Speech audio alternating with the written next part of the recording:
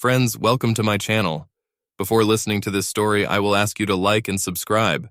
It's not difficult for you, but it's nice for me, and we're starting. Mandy stared at the well-dressed man standing in front of her, his words echoing in her head.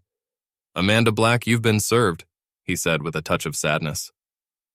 There was a dead silence in the office, and for a moment Mandy felt as if time had stopped.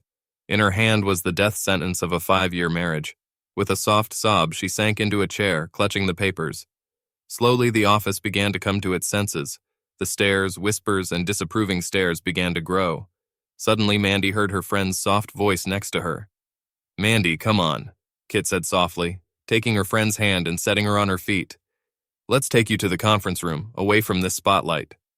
A black-haired 30-year-old woman took her friend away from her colleagues who were staring at her. Those who witnessed the show noted how Mandy turned from a noisy, flirtatious, cheerful blonde into a battered woman in just a few minutes. Some saw it as irony or humor, others as pity. Most already suspected the reason for the divorce. "How? I don't understand," Mandy stammered. "Things have just started to change for the better." She hugged herself as if hugging gave her more strength. Kit hugged her, trying to calm her friend down. "I do not know, girl," Kit said softly. "Were there any hints that this would happen?" "Just the opposite," she gasped. "As if we were newlyweds again. I decided that he was making up for lost time spent abroad." Kit only flinched slightly, but Mandy noticed it. Mandy mentally replayed the last 4 months of her marriage in her head. Since Eric returned home from Afghanistan, their love life has been incredible. It was even better than after his return from Iraq 2.5 years ago. He was so passionate and sensual. "Oh my God," she thought. "Most of the time I can barely walk after that." She smiled sadly, wiping a tear from her eyes. "It was so hot and exciting. I mean, after I got back from that business trip last week." Mandy's smile warmed up a little. "Oh my God, Keith, Eric just wore me out. We did this so often that in the end I begged him to stop." Mandy's smile disappeared as she looked at her friend's questioning face. "No, nothing happened when I was on that trip. I told you it was over," she said. Kit nodded but didn't smile. "When was the last time Eric just hugged you or just kissed and touched you?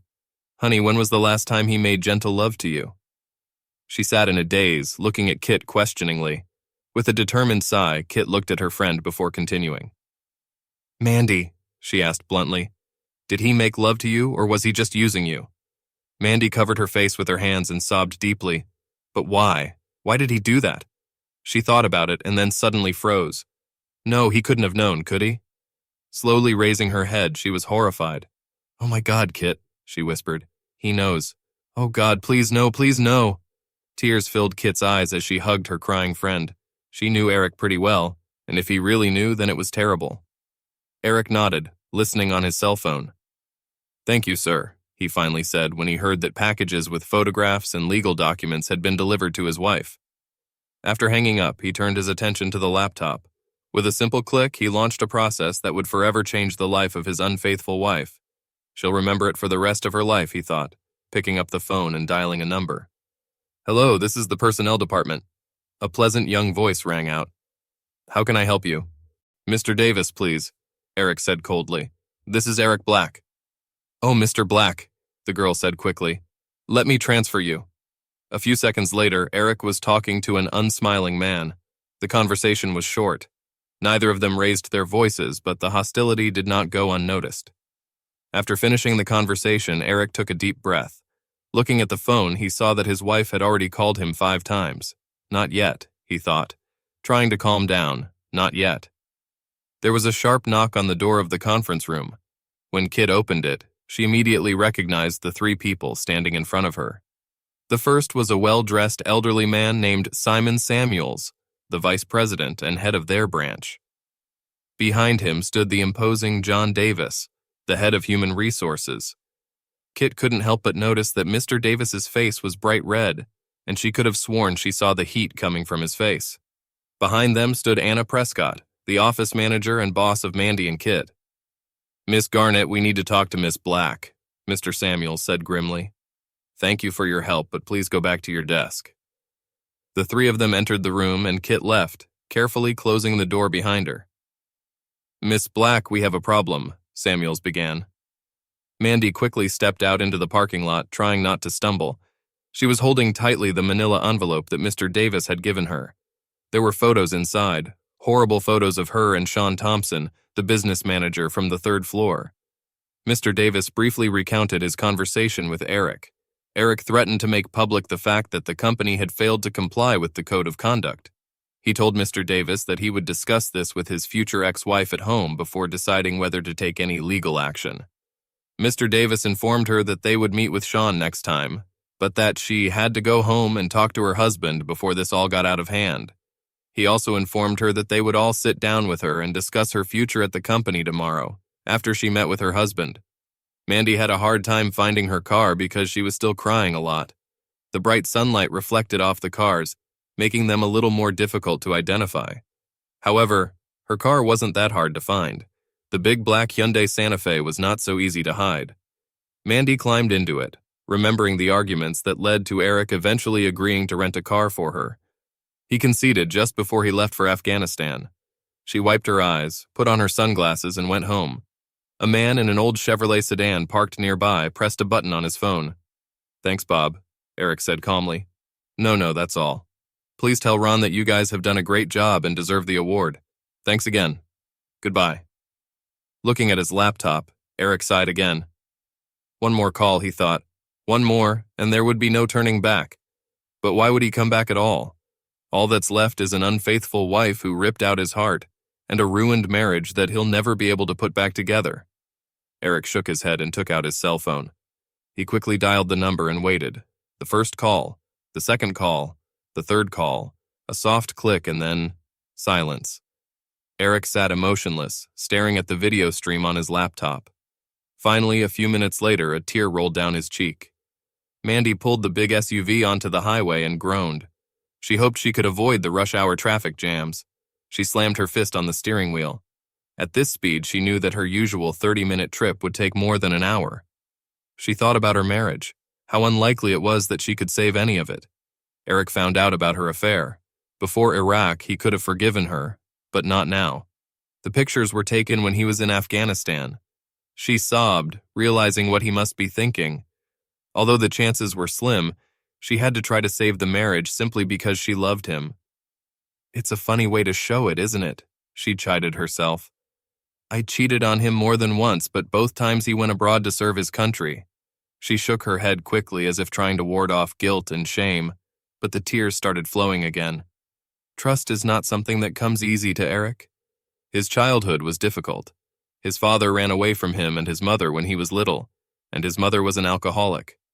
In the 5 years they had been married, Mandy had seen his mother only twice, once at their wedding and once when their son was born.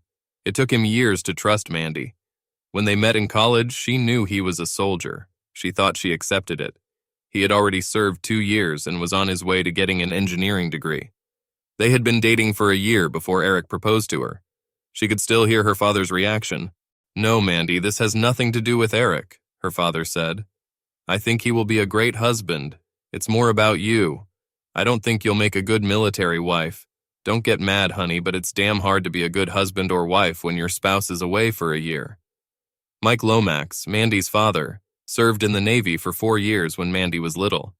She still remembered the quarrels her parents got into during that time.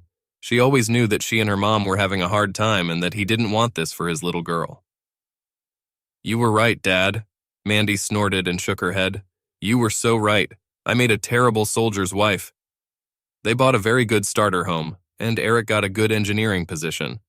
Life seemed so promising, and then Uncle Sam called. When Eric found out about his appointment, she mercilessly scolded him for abandoning her.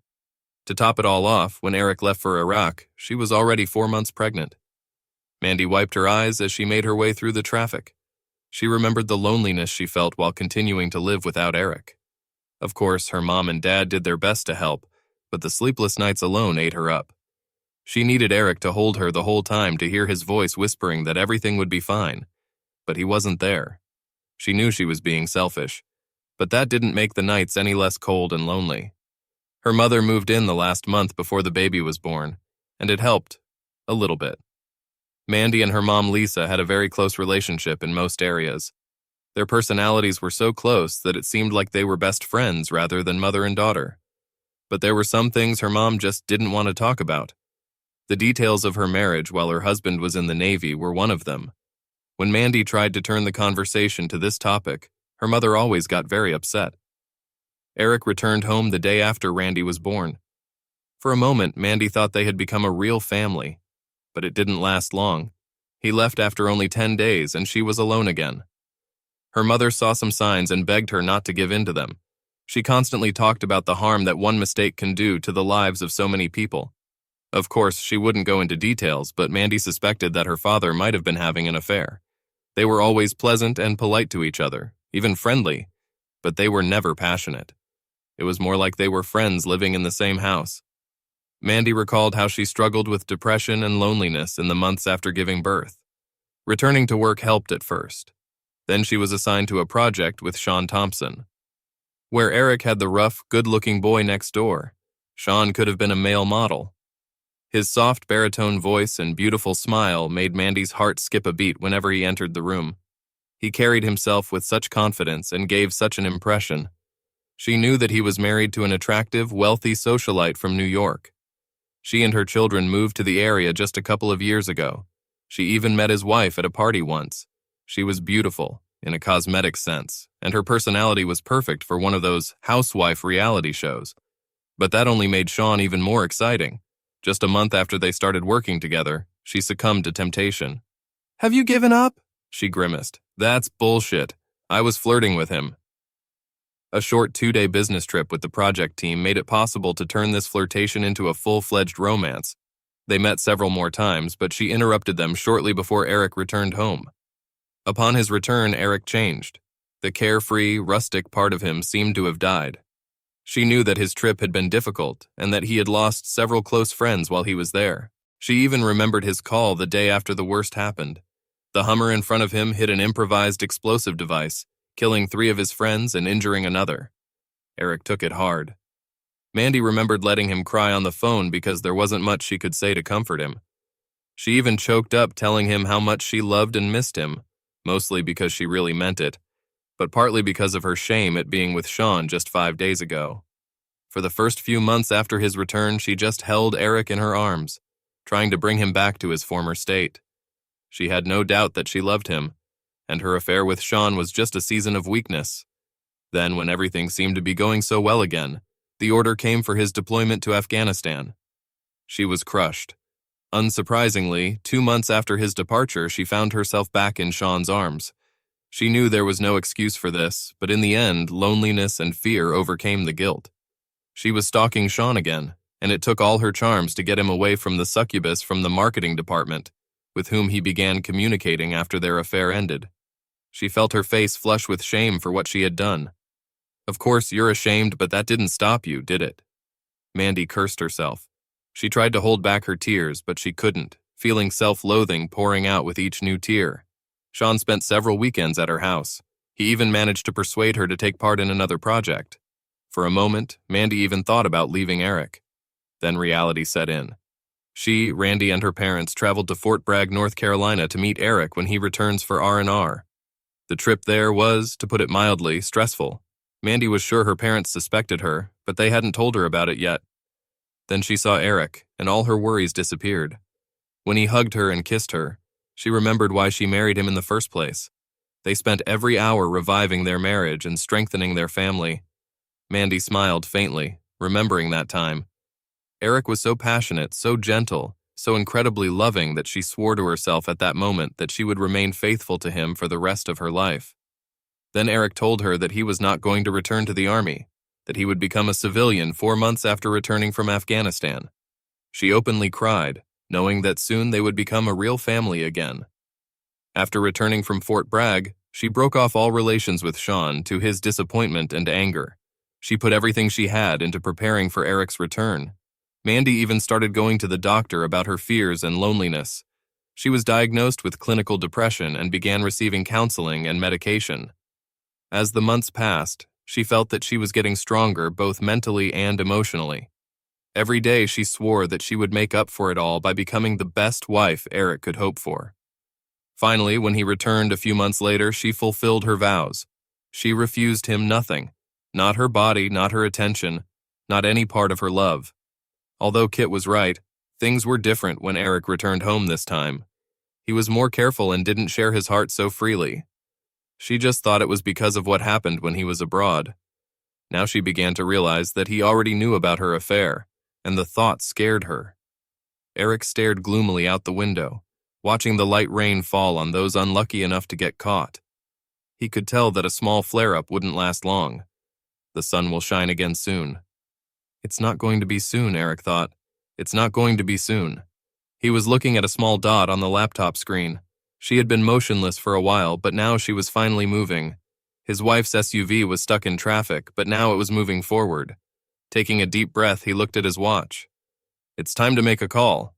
Depending on what is said, this could be the last time he spoke to the woman he deeply loved for the last 6 years of his life. Mandy almost twisted the steering wheel when her cell phone rang. A quick glance told her that it was him. She said a short prayer, took a deep breath, and answered. Eric? Yes, it's me, he replied. Baby, please, she said, trying to stifle her sobs. Please, let me try to explain, tell you how sorry I am. Cute? Eric? There was only silence.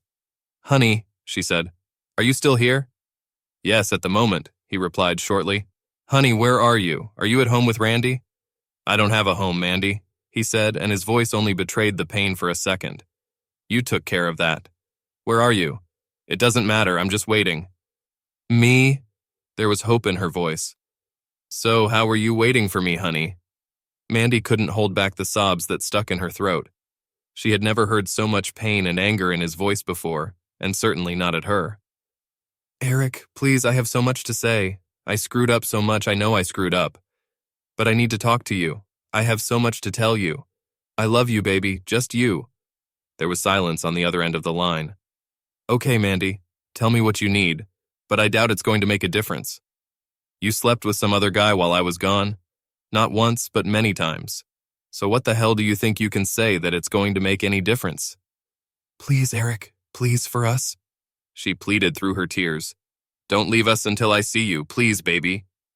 Don't throw it, he hissed. What did you do to us? No, she shouted into the phone. I know what I've done, but I've never given up on us. I was lonely and scared. I know that's not an excuse, but that's how it was. But I love you and I believe in us, honey.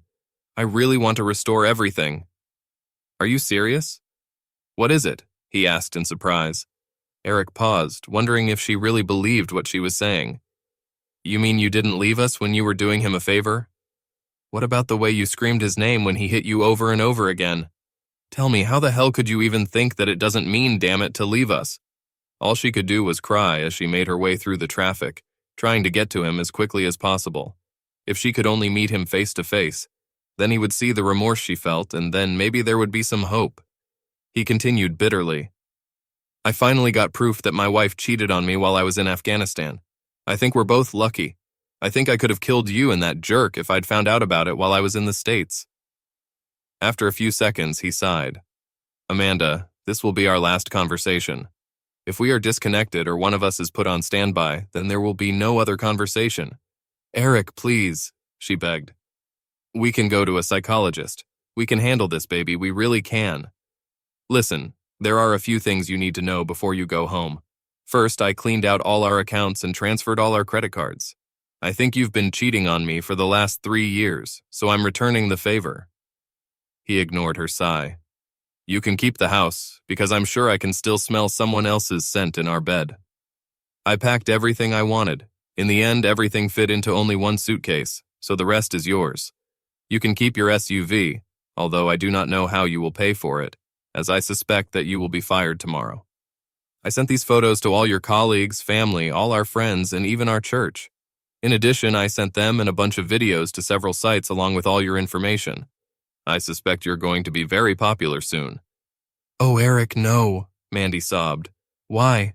Why don't you wait until we talk? I waited, Mandy, he said calmly. I waited 4 months after I came back, but you didn't say anything. And you wouldn't have said anything if you hadn't been caught, would you, baby? What could she say? He was right. As for your little toy boy, Eric chuckled. I almost paid him a little visit. But after several meetings with his wife, I don't think it will be necessary. What a vindictive fool. You might want to give Sean a little warning. He'd better run. It seems that his wife's family has interesting connections with very dubious people. I'd be surprised if little Sean lives a year without an accident. She'll probably come after his little fools, too. Oh, wait. That goes for you, too, doesn't it? Eric, please give me a chance to make it up to you. Mandy's cell phone beeped. Looking at it, she recognized the number. Eric, it's Mrs. Johnson calling from next door. I told you, if you pass out, we're finished. His tone was menacing. Startled, Mandy replied softly, Okay, baby. I was just worried if something had happened to Randy.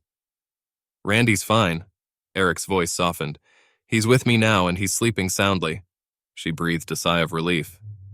Speaking of Sean's wife, Victoria, he said calmly, when the two of you went on your little business trip last week. He was interrupted by the ringing of Mandy's cell phone. It was another neighbor who called. Darling, this is Mrs. Watson. Are you sure Randy's okay? Yes, Randy and I are fine, Eric said in such an eerie tone that Mandy began to panic. He chuckled. Now about Victoria Thompson. She's just something. While you and this jerk were behaving the way you should have behaved for the last 3 years, I spent 2 days getting to know his wife. Better. Mandy gasped in anger and pain at her husband's betrayal. Her tears started flowing again. I wish I could tell you that she's a hell of a lot better in bed than you are, but the truth is she's not, he stated. Between her whining about everything she wants and where, how, and when to do it, damn it, there's no time for pleasure. I'm sure Sean will agree. So congratulations, Mandy, you won the Best Cheater Use award. Eric, stop it. You are welcome, Mandy pleaded. Please, simply stop. She started sobbing again. She pounded her small fists on the steering wheel, shouting obscenities at the surrounding cars as they crawled forward. She slowly regained her composure and wiped away tears of disappointment. Okay, Eric, she sniffed. You've won. You got your revenge. You broke me. She paused, waiting for his answer, but all she heard was silence. But I still love you, Eric, she said softly. There's no excuse for what I did, I know that. But all I'm asking for is a chance to make it up to you. I'm begging you, please. Please let me explain myself. There are some medical issues that you should be aware of. If you've ever loved me, please meet me. Please, baby. Medical reasons? He snorted. Postpartum depression. Clinical depression. Bipolarism. Damn it, try PTSD. In the end, it doesn't matter, does it, Mandy? You went and made love to some other guy anyway.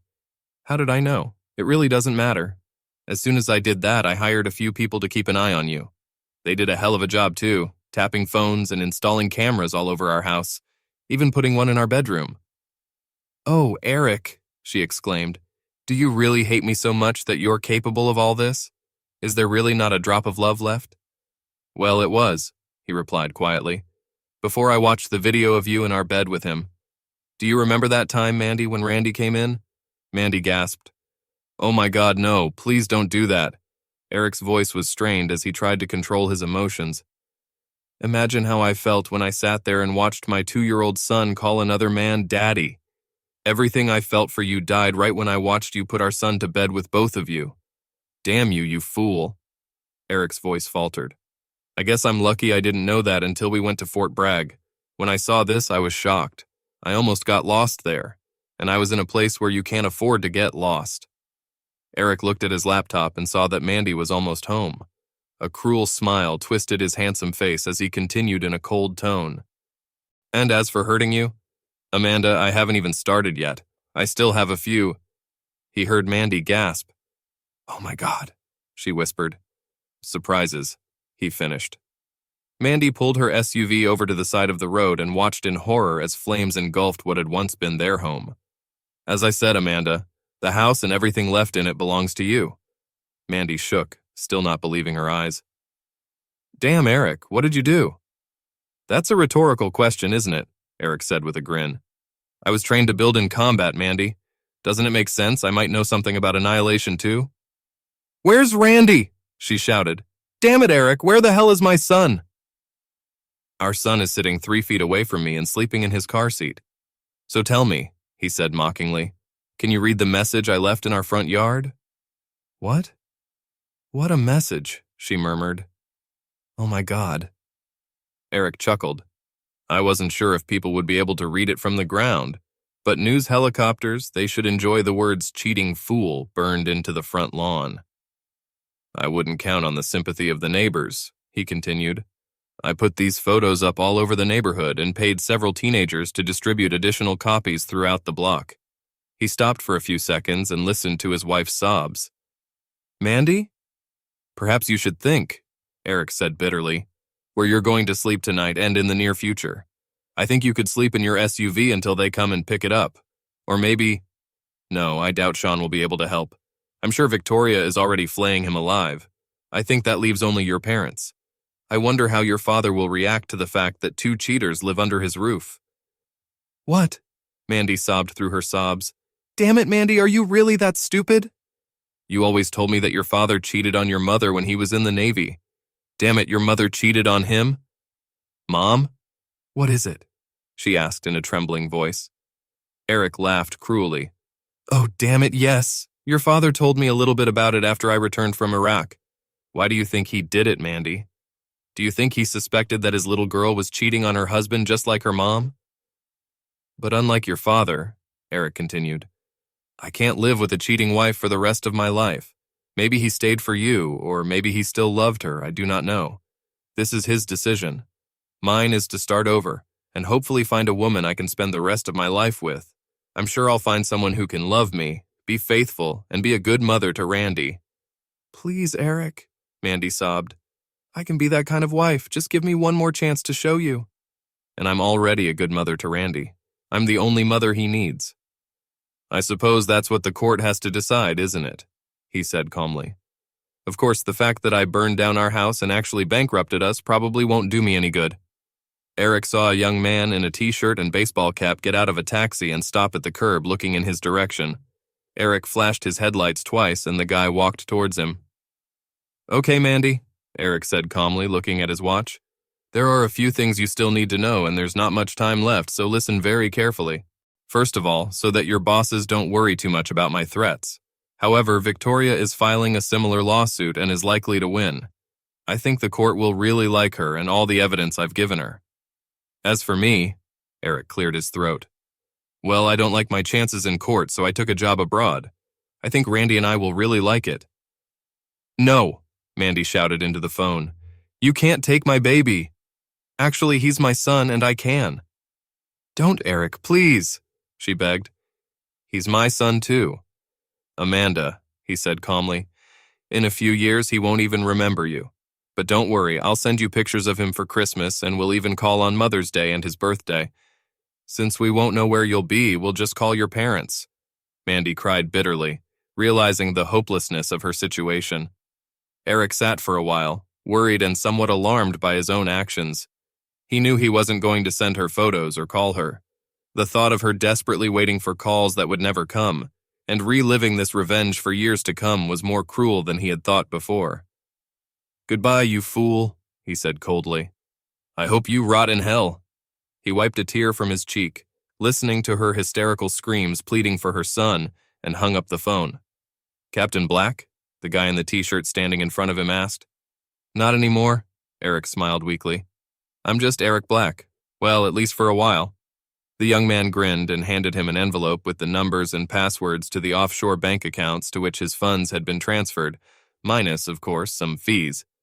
Here are passports, photo IDs, and plane tickets for Marcus Gray and his son Michael Gray, the teenager said, smiling. Eric smiled even wider and began to put his old IDs and 2 SIM cards from cell phones into a small metal bucket. Grinning, he took a lighter and melted them into a small puddle of blackened plastic. Then he took a small hammer, smashed both phones, and threw the leftovers into a bucket. Satisfied with his work, he threw the bucket into the trash can. It was better than I could have imagined, Eric chuckled. He quickly took out the car keys and handed them to the kid. Tell Bob and Ron thanks for the rent, he said quietly. To whom? The young man asked with a big smile on his face. I'm sorry, Eric chuckled. I must have made a mistake. A few minutes later, Eric was checking his luggage at the airport. He couldn't help but smile, thinking about what awaits him and his son in the next few weeks. His contract didn't start until next month, so they were going to spend a couple of weeks on a secluded beach with a pretty lieutenant he met in Afghanistan. They were only friends then, But now that he had proof of his wife's infidelity, Eric couldn't wait to find out if there was anything else. "Mr. Gray?" The man at the check-in desk politely said. "Have a wonderful flight with your son." Marcus Gray and his son walked through the lobby and started a new life.